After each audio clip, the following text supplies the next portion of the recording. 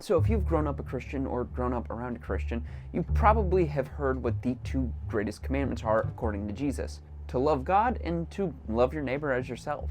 But you see, Jesus, when he said this, was actually making a really intelligent point that often gets forgotten when we look at the scripture. What's important to note here is that the person asking is this lawmaker Pharisee who is trying to trip up Jesus. And so this question is meant to get at Jesus and prove that he's a false prophet or that he's not as good as he thinks he is. And when the Pharisee asks, what is the greatest commandment? There is sort of a question invited underneath that, or a follow-up question that just feels obvious. If there's a greatest commandment, then what is the least greatest commandment? And Jesus answers this in the verse preceding these two commandments in such a way that shuts down that follow-up question before it's ever asked. See, when Jesus mentions these two commandments, he then says, on these two commandments hangs all the laws of the prophets. In other words, the reason these two commandments are the greatest is because all of the other commandments come from them.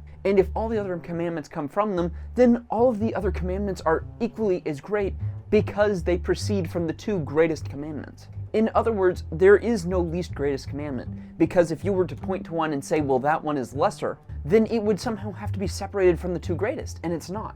So Jesus here, in a really interesting twist, completely defeats the lawmaker with this extremely intelligent response by tying the two greatest commandments, as he says, to every single other commandment. In other words, all of them are important. All of them should be paid attention to. And that just shows how smart Jesus is. But let me know what you think, and I'll see you tomorrow.